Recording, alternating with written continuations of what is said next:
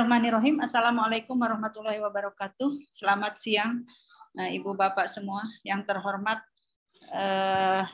pimpinan pusat di PPNI, Bapak Ketum yang hari ini diwakili oleh Pak Mas Puri ya, kemudian jajaran sekretaris dan pengurus DPP PPNI, Ibu Dr. Roro, teman narasumber dan teman tim ya Bu ya, kita tim di beberapa kegiatan di PPNI maupun di Ikatan Himpunan. Serta yang saya banggakan ini peserta Zoominar ke-275 ya. DPP PPNI luar biasa, kata Bu Fajar tadi sudah 1000 di Zoom dan selebihnya ada di YouTube. Mudah-mudahan materi kita hari ini cukup menarik dan bermanfaat bagi Bapak Ibu semua. Ya, tadi sudah dikenalkan saya Atiko Diko, mudah-mudahan tidak bosan karena juga beberapa kali sudah nongol juga gitu ya di Zoominar PPNI yang sangat luar biasa ini. Kesempatan ini saya akan menyampaikan tentang peran PPNI dalam advokasi Japung dan jenjang karir perawat. Jadi peran PPNI sangat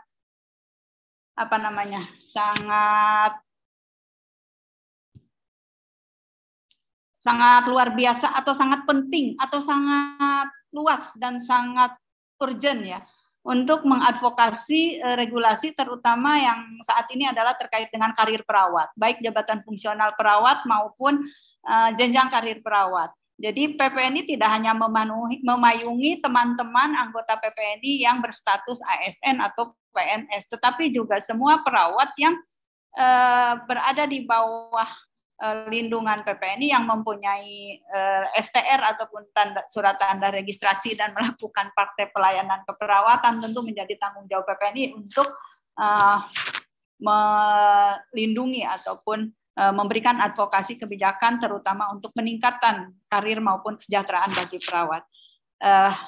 Beberapa kegiatan yang sudah dilakukan PPNI mungkin sudah tidak terhitung. Kami dari 2011 tim dari Japung maupun jenjang karir itu jenjang karir mungkin sudah lebih lama ya, dari 2007, betul nggak?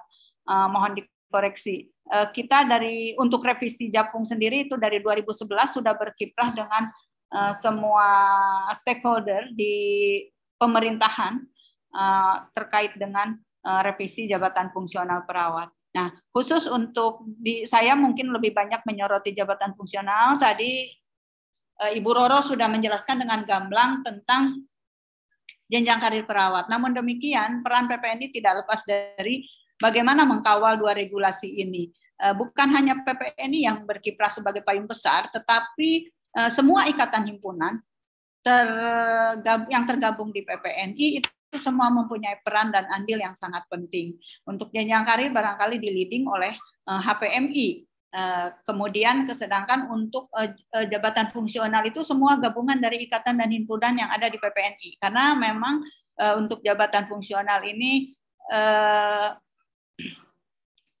mohon maaf, untuk regulasi jabatan fungsional maupun jenjang karir semua ikatan himpunan berperan. Hanya leadernya berbeda-beda. Sekali lagi mungkin pada kesempatan ini saya atas nama tim jenjang karir maupun jabatan fungsional perawat di PPNI sangat berterima kasih kepada semua pihak yang sudah mendukung PPNI untuk terus mengadvokasi dan memperjuangkan regulasi keperawatan. Salah satunya adalah tentang karir perawat.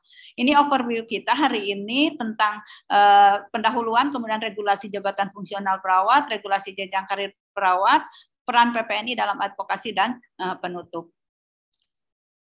Nah, ini saya sadur dari kegiatan kita untuk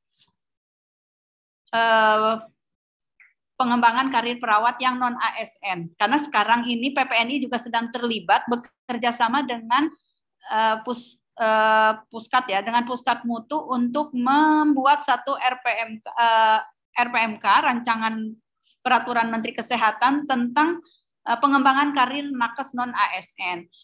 Sementara kita PPN ini sebagai trendsetter lah trendsetter karena kita sudah punya PMK 40 2017 tentang jenjang karir, sehingga teman-teman yang non ASN yang lain itu mengikuti jejak kita untuk membuat rancangan Permenkes juga.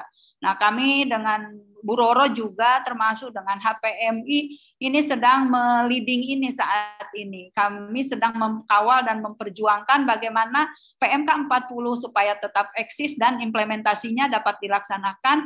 Bahkan saat ini sudah masuk ke dalam tahap MONEP ya Bu Roro ya. MONEP untuk implementasi. Penyempurnaan terhadap PMK mungkin perlu, tetapi jangan sampai PMK ini dilebur menjadi PMK dengan digabung dengan PMK yang lain. Karena karakteristik kita sebagai perawat, profesi keperawatan sudah sangat spesifik gitu ya. Itu yang sedang kami perjuangkan saat ini terkait dengan pengembangan karir nakes non-ASN. Selanjutnya, alasan mengapa kita perlu penataan advokasi regulasi untuk yang ASN, terutama untuk jabatan fungsional perawat. Data menunjukkan bahwa ASN perawat itu terbanyak dibandingkan ASN nakes lain, baik dokter maupun bidan dan lain-lain. Dokter itu separuhnya dari kita, bidan juga separuhnya dari kita. Jadi perawat itu memang jumlahnya kan 60% dari total tenaga kesehatan yang lain. Dan di ASN, perawat yang ASN itu sekitar 49% dari jumlah ASN tenaga kesehatan. Jadi luar biasa, separuhnya adalah perawat. Gitu. Dari 100% itu separuhnya adalah perawat yang ASN. Sehingga PPNI mempunyai peran strategis untuk mengkawal ini gitu, karena karir maupun kesejahteraan teman-teman salah satunya juga menjadi tanggung jawab PPNI untuk memperjuangkannya. Jadi alasan mengapa kita perlu perjuangkan terus ya salah satunya kita adalah paling banyak. Yang kedua, tuntutan masyarakat terhadap pelayanan keperawatan semakin meningkat.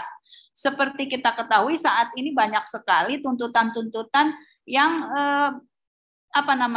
yang memang harus dipenuhi. Masyarakat kan semakin pintar, semakin canggih, semakin berpendidikan, semakin tinggi, literasi terhadap hukum juga semakin tinggi, sehingga kita betul-betul perlu mengantisipasi ini dan kita terus perlu kawal melalui regulasi-regulasi yang mendukung. Kemudian kompleksitas pelayanan jelas berjenjang dari yang sederhana sampai kompleks, dari yang dasar sampai lanjutan sampai advance, dasar, intermediate, advance itu ada tingkatannya. Dan itu perlu dipangku atau perlu dijabat oleh seorang pejabat fungsional yang sesuai dengan kualifikasi dan kompetensi. Yang ketiga, kualifikasi perawat. Seperti tadi Bu Roro sudah menyampaikan bahwa level pendidikan perawat sudah sampai spesialis, bahkan dokter, bahkan mungkin sudah ada SP2 ya Bu Roro. Itu akan sangat menentukan pelayanan dan bagaimana advokasi kita untuk bisa mengimplementasikan supaya kualifikasi perawat ini dapat diakui di pelayanan ataupun di lapangan pada saat dia memberikan asuhan maupun pelayanan keperawatan. Kemudian yang selanjutnya adalah fokus sentral kita adalah pelayanan keperawatan, caring ya, caring lebih luas dari curing, dari pengobatan. Jadi kita berperan dalam upaya promosi, prevensi, dan intervensi serta rehabilitasi keperawatan. Jadi sangat luas, 4 upaya ini kita ada semua. Tatanan pelayanan kesehatan, setting pelayanan kesehatan dari mulai klinik di rumah sakit, puskesmas, balai maupun praktek mandiri itu ada perawat di sana. Jadi penting sekali peran kita. Dan terkait dengan jabatan fungsional perawat, kita sudah membuat sudah mengusulkan dan sudah keluar regulasi tentang Permenpan 35 tentang jabatan fungsional perawat yang merupakan revisi dari Permenpan 25 tahun 2014 tentang jabatan fungsional perawat dan angka kreditnya. Nah, ini yang menjadi alasan kenapa Permenpan 25 harus direvisi atau dirubah. atau disempurnakan. Karena ternyata pada Permenpan 25 2014 ada beberapa kelemahan ataupun kekurangan yang itu menimbulkan masalah atau kendala di implementasi di lapangan. Contoh, di dalam butir kegiatan, banyak beberapa butir kegiatan ada yang duplikasi, kemudian ada belum tercantum, kemudian besaran angka kredit jelas terlalu besar. Dan ini pada saat kami menghitung besaran angka kredit exercise, melakukan simulasi penghitungan angka kredit dengan angka kredit Permenpan 25 2014, seseorang yang harusnya diangkat dalam minimal 4 semester atau 2 tahun di dalam masa jabatan tersebut, itu bisa naik dalam 1 semester. Kan tidak sesuai dengan aturan kepegawaian gitu. Meskipun angka kreditnya besar. Untuk itulah kita ditinjau kembali kenapa besaran angka kredit ini terlalu besar. Waktu Permenpan 94 tahun 2001 itu Permenpannya angka kreditnya sangat kecil. Begitu dirubah menjadi Permenpan 2014, Permenpan 25, angka kreditnya terlalu besar. Jadi serba salah kita nih. Akhirnya ditinjau lagi kita lihat lagi dan kita atur ataupun kita revisi sesuai dengan kaidah penyusunan butir kegiatan dan besaran angka kredit yang ada di dalam peraturan atau regulasi ASN. Nah, kemudian yang ketiga adalah permasalahan nomenklatur. Pada saat keluar Permenpan 25, Undang-Undang ASN itu belum keluar, sehingga kita sudah menggunakan istilah terampil mahir penyelia. Padahal undang-undang yang digunakan payung hukumnya belum ASN nomor 5 tahun 2014. Meskipun sama-sama 2014, tapi karena lahirnya duluan Permenpan perawat, jadi dianggap tidak sesuai dengan undang-undang ASN. Begitu yang harusnya merujuk sebelum ASN nomor 5 gitu. Akhirnya ini menjadi masalah juga. Dan yang lain adalah ketentuan lain di mana regulasi D4 keperawatan, teman-teman dengan background D4 keperawatan, sarjana keperawatan dan teman-teman yang masih memiliki pendidikan, masih duduk dengan kualifikasi pendidikan SPK itu mau dikemanakan atau mau diapakan. Ini juga jadi permasalahan karena masa pengakuan untuk D4 dan SKEP ini sampai 2020 waktu itu, sehingga kita perlu perpanjang karena untuk D4 harus dineskan, SKEP harus dineskan, maka diharapkan 2023 ini akan selesai, sehingga permasalahan kualifikasi pendidikan yang memenuhi syarat sebagai salah satu prasyarat sebagai perawat fungsional itu sudah dapat terpenuhi di 2023. Jadi tahun pemberlakuannya diundur. Nah, ini alasan beberapa perubahan dari Permenpan 25 menjadi Permenpan 35. Dan kemudian saat ini kondisi ASN di Indonesia untuk perawat berdasarkan data Puskat Mutu tahun 2021 ternyata kita masih punya pelaksana pemula. Pelaksana pemula itu ada 448. Nah, ini teman-teman kita, senior-senior kita yang tidak memungkinkan lagi untuk ikut sekolah mengikuti RPL. Tidak memungkinkan, bisa karena usia atau karena memang tidak mau. Kita menghargai pengabdian mereka-mereka. Jadi yang 448 ini akan semacam diberlakukan untuk mempertahankan angka kreditnya saja gitu. Kemudian perawat terampil itu ada 15.747 se-Indonesia, perawat mahir 46.129, perawat penyelia ini pada kategori keterampilan ya. Perawat penyelia ada 5.000. Selanjutnya untuk di kategori keahlian, ini kategori keahlian ada 9.019 ahli pertama, ada 19.143 ahli muda, 10.030 ahli madya, dan yang terdata ini baru 2 ahli utama. Meskipun banyak ahli utama yang teman-teman yang posisi di ahli madya sekarang akan diupayakan masuk ke jenjang ahli utama. Perlu diketahui bahwa perjuangan kita mengkawal ada ahli utama itu sejak 2014, sejak 2011 pengusulannya dan 2014 diundangkan di dalam Permenpan 25. Ini kita perjuangkan dan saat ini masih terisi sangat sedikit sekali karena memang persyaratannya cukup ketat. Tetapi jangan berkecil hati, teman-teman yang sudah ada di media teruslah berjuang nanti untuk masuk ke utama. Tentu sesuai dengan kaidah-kaidah dan aturan-aturan yang berlaku di dalam ASN ya sebagai anggota ASN. Nah, bagaimana peran PPNI dalam advokasi jabatan fungsional perawat?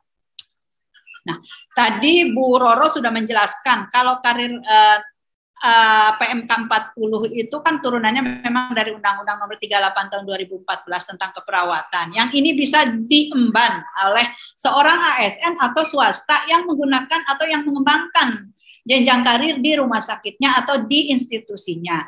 Nah, sedangkan untuk ASN itu payung hukumnya adalah Undang-Undang ASN Nomor 5 Tahun 2014, kemudian PP Nomor 11 Tahun 2017 tentang manajemen PNS yang direvisi dengan PP 17 Tahun 2020, dan Permenpan 25 2014 yang direvisi dengan Permenpan 35 tahun 2019 tentang Japung Perawat. Dan ini standar profesi yang memayungi itu juga harus dijadikan sebagai dasar hukum, yaitu PMK 26 tentang peraturan pelaksanaan Undang-Undang nomor 38 dan KMK 425 tadi juga tentang standar profesi perawat. Jadi kita tidak bisa lepas dari dasar hukum ini. Selain itu juga ada dasar hukum lain, terutama untuk yang jenjang karir ini tadi juga sudah dijelaskan oleh Bu Roro. Menurut saya tidak perlu lagi saya bahas kembali karena cukup banyak yang lainnya. Nah, bagaimana indikator penilaian perawat baik untuk jenjang karir maupun jabatan fungsional? Di PPNI ini kita menetapkan 4 hal. Dan di dalam ASN itu ada berlaku sistem merit. Sistem merit ini yang menghargai ataupun mengukur seseorang berdasarkan kualifikasi, kompetensi, wawasan, dan kinerja. Nah, seperti tadi Bu Roro sudah katakan, kalau di jenjang karir harus memenuhi persyaratan ini. Itu sudah dijelaskannya. Sama di dalam jabatan fungsional perawat juga. Secara kualifikasi, kalau dia seorang nurse, kalau di Permenpan 35, kalau dia seorang ahli, maka dia harus memenuhi pendidikan kualifikasinya minimal nurse. Nah, ini yang menjawab tantangan permasalahan yang waktu itu masih ada teman-teman yang D4 dan teman-teman yang S-Kep, tapi ada di pelayanan. Nah, kita sudah koreksi dan kita sudah arahkan ya supaya mengambil nurse. Kemudian harus memenuhi standar kompetensi teknis, manajerial dan sosial kultural. Kemudian juga dia harus memenuhi standar profesi melalui pendidikan tambahan, baik magister seorang keahlian ya, magister misalnya atau spesialis dan ada sertifikasi keahlian yang lain, misalnya melalui pelatihan. Kompetensi sesuai bidang keilmuan. Seorang Japung kompetensinya harus kompeten di dalam sesuai bidang keilmuan, apakah dia keilmuan anak, maternitas, jiwa, komunitas, medikal bedah, maupun manajemen sekalipun. Lulus uji kompetensi kenaikan jenjang, memberikan atau menunjukkan representasi kompetensi keilmuan yang diampu atau dipangku. Ini harus dipenuhi. Yang ketiga adalah wawasan. Memiliki wawasan yang luas tentang keilmuan kesehatan dan keilmuan keperawatan, serta profesionalisme, serta kemampuan komunikasi yang baik, kemampuan membangun jejaring yang baik. Dan kinerja menunjukkan representasi perawat profesional pada jenjang tertinggi kalau dia di keahlian, baik ahli pertama, ahli muda, ahli madya maupun ahli utama. Mampu bersinergi dengan tim dan profesional lain dan berkontribusi dalam mengadvokasi kebijakan keperawatan kesehatan atau kebijakan kesehatan yang harus juga dipenuhi oleh seorang perawat pemangku jabatan fungsional maupun yang mengembangkan jenjang karir. Nah, apa saja materi yang kita advokasi? Banyak sekali pekerjaan itu sampai mungkin mohon izin Pak Ketua ataupun Bapak Ibu pengurus DPP, hampir setiap hari itu kita ada undangan rapat untuk advokasi regulasi ini, baik Japung maupun jenjang karir. Makanya saya dengan Bu Roro seringkali bersinergi dalam beberapa kesempatan, termasuk kemarin kita melakukan Bu review ya Bu ya untuk standar nasional akreditasi rumah sakit yang gabungan dari pengurus DPP dengan ikatan himpunan di PPNI. luar biasa kinerja teman-teman semua ini, saya sangat mengapresiasi dan berterima kasih dengan semangatnya. Mudah-mudahan jadi ladang amal. Nah, ini yang tahapan kita bagaimana mengadvokasi regulasi jabatan fungsional dan jenjang karir. Kita coba mengidentifikasi sumber-sumber kekuatan. Kita di DPP itu dipilihlah orang-orang yang memang satu memiliki kapasitas atau kompetensi untuk regulasi yang memang sedang diperjuangkan. Bukan hanya Japung dengan jenjang karir saja, termasuk OPWON yang One Nurse One Village atau One Village One Nurse itu serta program-program regulasi lain yang luar biasa oleh PPNI sudah ditunjuk sesuai dengan kapasitas dan kualifikasinya. Kemudian kita lihat atau rujuk pada standar profesi kita. Kegiatan lainnya kita melakukan raker tim, membahas substansi, koordinasi dengan pihak terkait, baik Kemenpan, Kemenkes, BKN, rumah sakit, dinas, dan lain-lain. Kemudian menyusun usulan, membuat draft, advokasi, dan menyampaikan usulan, diseminasi draft usulan, dan sosialisasi kepada anggota, sounding draft, dan kita advokasi terus dengan kita kawal,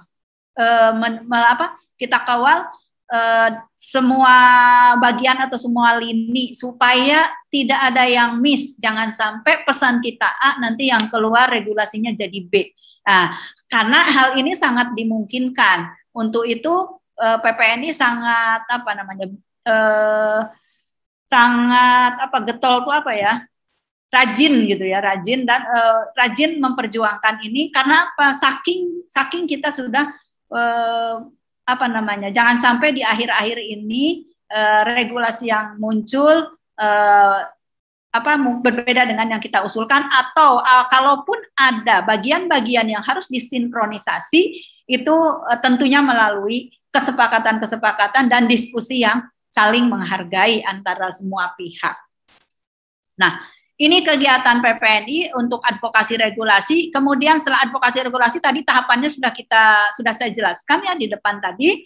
Nah, kemudian kita menyusun juga kurikulum pelatihan. Kurikulum pelatihan jabatan fungsional perawat kita sudah susun selama 3 tahun ini. Ada timnya sendiri. Kemudian kita susun pedoman materi pelatihannya. Kemudian sosialisasi jabatan fungsional perawat dan jenjang karir, memberikan pelayanan dan konsultasi anggota PPNI terkait Japung dan jenjang karir, serta melakukan monitoring, evaluasi, dan pengkawalan implementasi Japung dan jenjang karir. Nah, apa sih yang kita perjuangkan untuk di jabatan fungsional ini? Kita memperjuangkan yang pertama adalah untuk sampai pada butir-butir kegiatan yang terdapat di dalam Permenpan 35 ini, tim harus menyusun dulu kamus kompetensi jabatan fungsional perawat. Kita melibatkan semua ikatan himpunan dari semua tatanan di semua setting ya, rumah sakit, puskesmas, balai, dan lain-lain. Kemudian kita juga menyusun standar kompetensi jabatan fungsional perawat, mengajukan membuat petunjuk teknis jabatan fungsional perawat, dan secara simultan kita juga mengajukan usulan tunjangan jabatan fungsional perawat. Saat ini sudah kami tanyakan sudah sampai mana untuk tunjangan. Nah, kita sedang simultan dengan petunjuk teknis. Nah, ini menunggu, ini cukup panjang ya, karena ini kan melalui Kementerian Keuangan, karena nanti keluarnya adalah Perpres. Jadi agak panjang, mohon tidak kecewa Bapak Ibu ya, kita terus memperjuangkan, karena tidak mudah memang memperjuangkan, apalagi yang diperjuangkan itu adalah nominal ya. Mohon sekali dukungan dan doanya.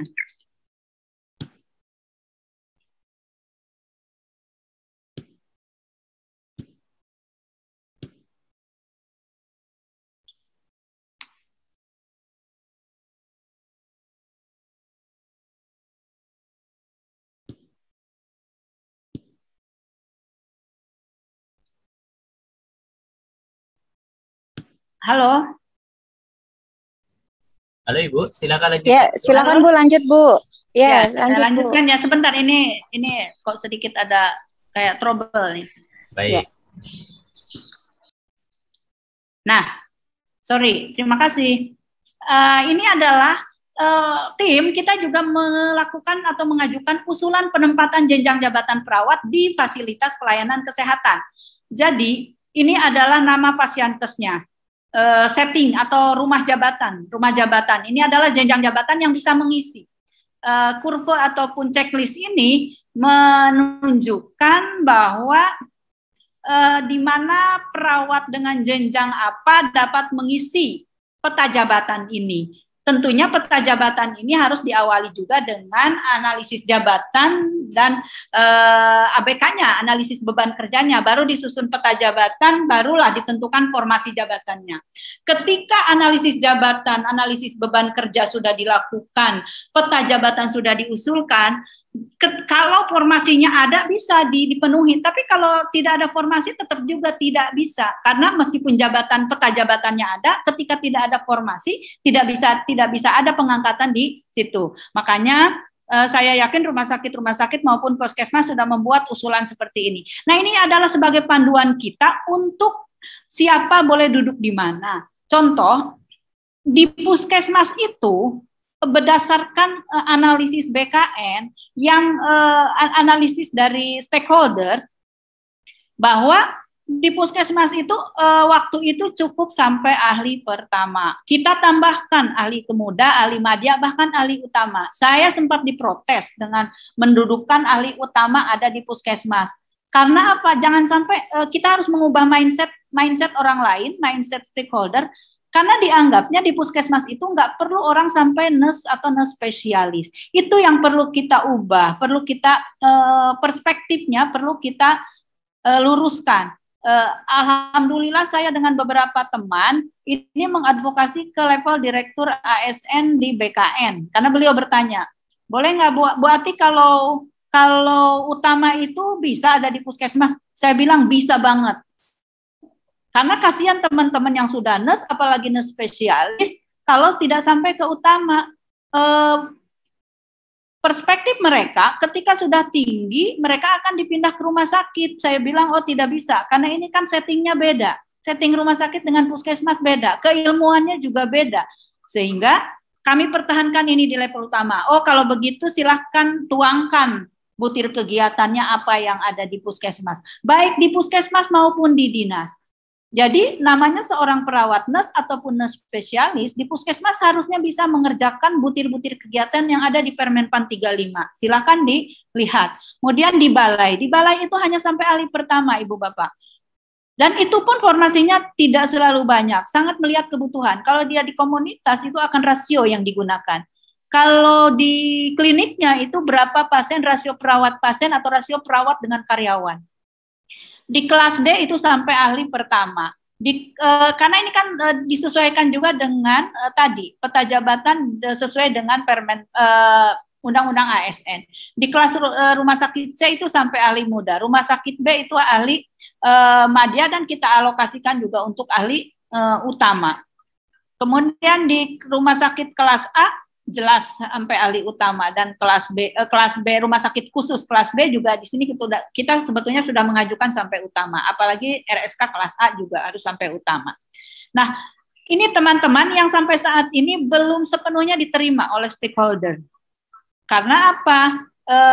Tadi peta jabatannya sudah dibuat, formasinya belum ada dan orang atau pemangku yang akan diusulkan sebetulnya sudah cukup banyak, tapi untuk uji kompetensi kenaikan jenjangnya belum, karena baru akan dilaksanakan tahun 2002. Nah, yang kebijakan ini merugikan beberapa teman kita yang harusnya naik ke utama menjelang 1 tahun pensiun, ternyata tidak bisa akhirnya pensiun di ahli madya. Itu yang sebetulnya kami juga merasa sedih dan belum bisa berjuang maksimal untuk teman-teman, tapi terus kita advokasi ya. Nah, bagaimana kita membedakan kompetensi setiap jenjang dengan jenjang lainnya? Tentunya kami mencoba, tim saya dan teman-teman mencoba membuat satu kajian, perbedaannya itu berdasarkan apa? Dari tingkat ketergantungan, kompleksitas kasus, risiko terhadap pasien dan perawat, serta skop atau area dan dampaknya. Ini kurva-kurva atau checklistan ini menunjukkan bahwa semakin tinggi jenjang jabatan, maka semakin tinggi juga leveling pembeda dari kompetensi yang harus dipangku. Nah, kita lihat tertinggi itu ya 14 grade, kita coba buat grade-nya tuh jadi grade, karena dari 14 item nih skornya ini 14 lah paling tinggi yang diampu oleh utama. Nah, kemudian advokasi kita untuk membuat butir kegiatan, mereduksi beberapa butir kegiatan di Permenpan 25 menjadi butir kegiatan di Permenpan 35, ini kita lakukan juga oleh tim ya.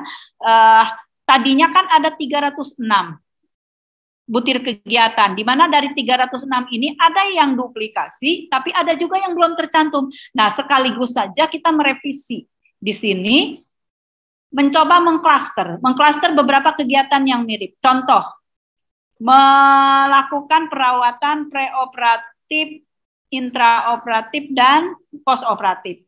Nah, itu kita gabung menjadi satu klaster. Perioperatif, mau pre, mau intra, mau post, gitu sama.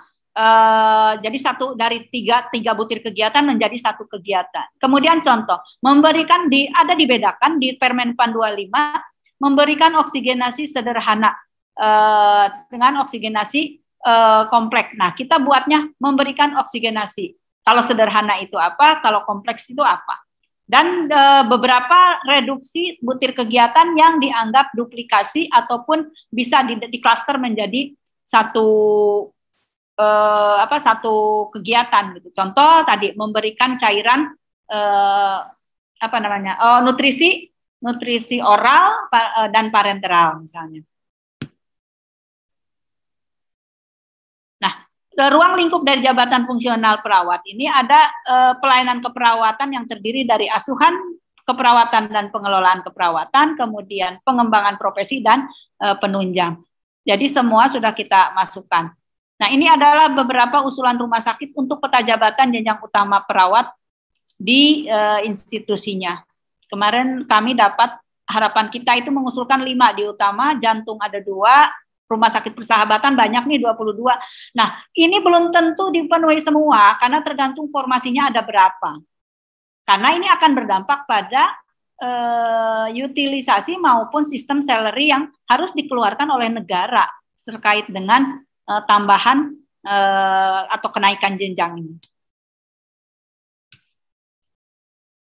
Nah, ini Permenpan lama dan baru ya kita sandingkan, tadi sudah ada beberapa perubahan. Beberapa perubahan ini contoh pendidikan D3 diberhentikan sesuai dengan di bawah D3 ini kan sudah akan di stop di 2023, kemudian UKOM untuk pindah jabatan, alih ke kategori dan promosi, ada pelatihan jabatan terampil mahir sampai dari pertama ke muda, penilaian angka kredit di pusat itu hanya utama, pengangkatan pertama seorang nurse dalam jabatan fungsional perawat itu kita perjuangkan menjadi 3B, meskipun ini masih tarik ulur. Karena apa? Karena BKN itu tetap menyamakan eskep itu dengan nurse sama. Jadi posisinya jadi 3A. Dan teman-teman yang diangkat di 2019 itu posisi masih 3A. Nah, insya Allah yang diangkat di 2021 sudah 3B. Bagaimana caranya untuk menghargai teman-teman yang diangkat 2019? Itulah sedang kita advokasi. Minimal dihargai angka kreditnya supaya yang lebih lama, jangan pula golongannya lebih rendah. Begitu. Kemudian pejabat fungsional perawat keahlian dengan pendidikan D4 ini nurse dapat diberikan kenaikan pangkat jenjangnya sampai 2023. Kalau dia belum nurse ya, tapi sepanjang ini dia dengan di jenjang yang sama ya, pangkatnya bisa naik, tetapi jenjangnya tidak tetap. Dengan catatan dia harus terus meningkatkan kualifikasinya menjadi nurse, karena nanti ketika dia tidak nurse di 2023 dia akan tereliminasi. Penyesuaian nilai angka kredit. Kemudian untuk pejabat fungsional yang bertugas di daerah terpencil ada tambahan 25%. Untuk pejabat fungsional yang ditugaskan sebagai pimpinan unit kerja, misalnya kepala puskesmas, ada tambahan 25%. Dan penyesuaian peraturan lain yang ditetapkan ini 3 tahun lamanya harus sudah bisa diimplementasikan. Nah, yang kita advokasi lagi adalah standar kompetensi untuk jabatan fungsional, termasuk untuk yang ahli utama. Di mana ini harus menggambarkan kalau ahli utama itu memenuhi kualifikasi dari sisi teknis, manajerial, dan sosial kultural itu paling tinggi, sehingga dia bisa menjadi rujukan atau konsultan. Kemudian ini yang kita perjuangkan juga. Di utama ngapain aja sih kegiatannya dari asuhan sampai pengelolaan. Nah, harus bisa. Karena di posisi di kategori ahli madya, ahli utama itu, kita memegang dua konsep. Konsep kedalaman dan konsep keluasan. Bisa seorang magister keperawatan atau nurse dengan nurse dengan sertifikasi tertentu, atau magister keperawatan atau spesialis keperawatan. Itu bisa di level madya dan utama, tergantung keilmuannya. Nah, seorang nurse spesialis atau nurse dengan sertifikasi kekhususan, itu secara keilmuannya tentu dia harus dapat melakukan asuhan keperawatan yang level kompleks atau sangat kompleks. Dari unsur pengelolaan dia harus luas skupnya. Dari mulai tingkat unit, tingkat rumah sakit, bahkan tingkat nasional. Tingkat unit, tingkat institusi, atau tingkat nasional. Levelnya harus bisa sudah sebagai seorang yang mempengaruhi kebijakan. Nah, itu level utama. Kami pernah diancam, siapa level utama yang sudah bisa menunjukkan performa ini? Karena ini levelnya bidding juga, ahli utama itu sama dengan eselon, kalau dalam struktural. Makanya kompetensi dan kualifikasinya pun harus memenuhi syarat. Nah, ini adalah butir kegiatan yang di utama yang kita perjuangkan di komunitas. Tinggal sekarang butir kegiatannya sudah ada, siapa yang mau mengisi di formasi itu. Itu yang harus kita perjuangkan. Saya sih kami mimpinya pengen buat satu pilot project yang untuk perawat komunitas itu ada di utama. Itu saya mau usulkan ke PPNI dan stakeholder. Itu yang sedang kita pikirkan. Ini bagaimana standar kompetensi teknis jenjang utama di area keilmuan itu bisa digambarkan perbedaannya. Dari mulai keperawatan anak, maternitas, medikal bedah, jiwa, komunitas, kemudian dan ini kamus kompetensi yang EBP dalam keperawatan serta pengelolaan pelayanan keperawatan. Nah, apa itu kamus kompetensi keperawatan? Kita memperjuangkan ini juga karena ini adalah bagian yang harus mendasari butir-butir kegiatan. Sehingga kita bisa membuat butir-butir kegiatan ini harusnya meskipun kemarin dibuatnya simultan, tapi kita alurnya sebetulnya alur pikirnya dari sini dulu. Bahwa kita punya ada 8 kamus kompetensi, yaitu dari mulai askep, medikal bedah, anak, maternitas, jiwa, komunitas, ada pengelolaan pelayanan perawatan, ada pengabdian masyarakat, dan penerapan pelayanan berbasis metode ilmiah atau berbasis bukti. Kemudian kita juga mengadvokasi pembuatan juknis keperawatan, petunjuk teknis, menyusun tunjangan jabatan dan formasi jabatan. Untuk juknis saat ini sudah masuk ke Hukor, Biro Hukor, sudah pertemuan yang kelima, pembahasan yang kelima. Tinggal nanti ada sounding di level menteri, sounding di Kementerian Kumham, baru itu akan diundangkan. Doakan semoga segera cepat terrealisasi. Ini yang kita perjuangkan Ibu Bapak, pokoknya yang penting 3B dulu, yang lainnya menyusul, karena ini yang menjadi krusial. Dan ini kita sudah level sinkronisasi dengan Kemendikbud, karena stakeholder yang lain, BKN itu menganggap 3B itu untuk profesi-profesi yang lain, karena di aturan itu disebutkannya dokter dan apoteker. Kemudian dengan surat dari Belmawa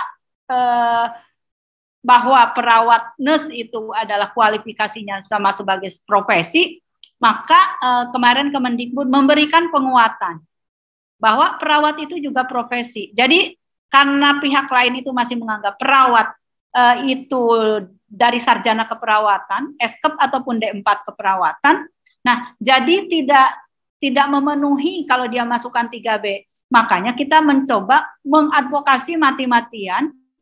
Pokoknya berbusa-busa di sini kita ngomong bahwa perawat nurse itu adalah profesi. Itu sudah kita inikan. Alhamdulillah terakhir kemarin tanggal berapa ya? Tanggal 7 Agustus apa ya? itu sudah ada satu kesepakatan, mohon doanya. Kemudian formasi jenjang utama di rumah sakit, ini kita advokasi juga, formasi jenjang utama di puskesmas, dan usulan percepatan petunjuk pelaksanaan dan petunjuk teknis. Nah, selanjutnya tunjangan jabatan. Tunjangan jabatan perawat itu terakhir memang masih kita belum berhasil menggolkan, karena ada permasalahan kemarin tuh, nomenklatur, besaran angka kredit, kemudian permasalahan pemberlakuan yang S-Curve dan D4 tadi. Nah, kita coba udah menyusun usulan tunjangan jabatan itu berdasarkan info faktor jabatan, di mana info faktor jabatan ini dihitung udah berdasarkan rumus, dan kami menempatkan untuk level jabatan terampil itu ada di posisi levelnya itu nilainya itu 865, kemudian di mahir 1190. Ini sudah dihitung berdasarkan info faktor jabatan ya. Kemudian untuk penyelia 1475, untuk ahli pertama ini 1350, karena ini kan pengangkatan pertama nih.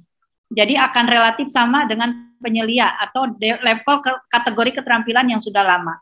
Kemudian 1800 dari ahli muda, 2175 ahli madya, dan 3040 di ahli utama. Yang kalau diusulkan di dalam besaran tunjangan jabatan, ini usulan ya Bapak Ibu, jadi bukan nggak boleh seneng dulu, berdoa aja yang kencang, mudah-mudahan usulan ini dipenuhi.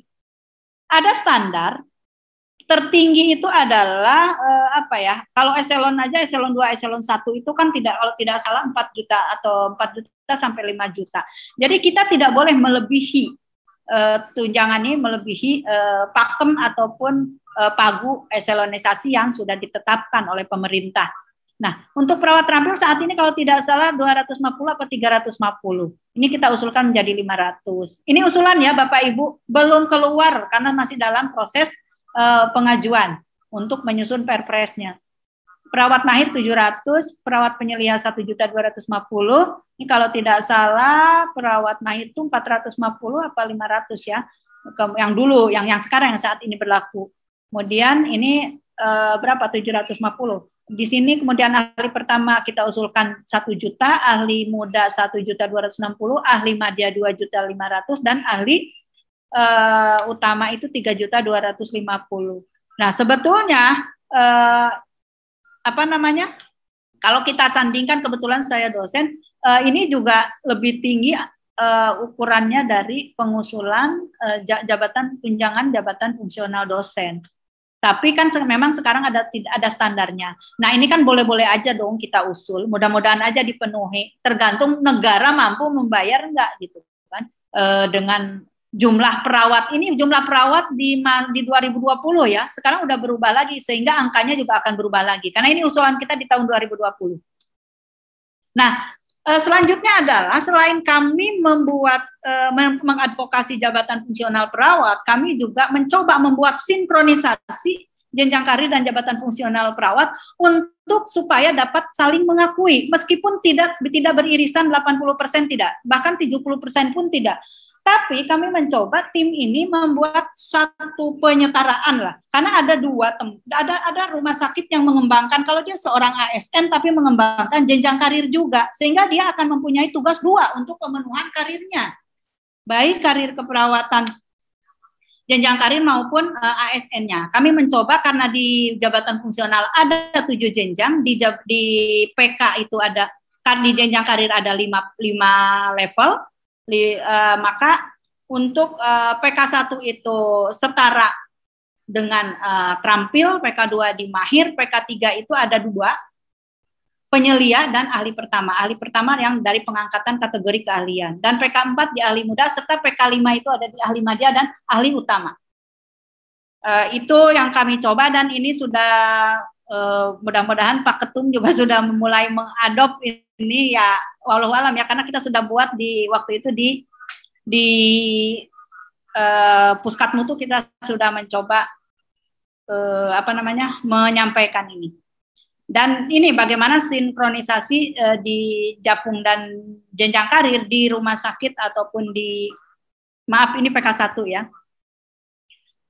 di rumah sakit ataupun di puskesmas. Nah, saya belum update betul untuk yang puskesmas bagaimana, tapi kira-kira seperti ini yang penempatannya atau matriksnya.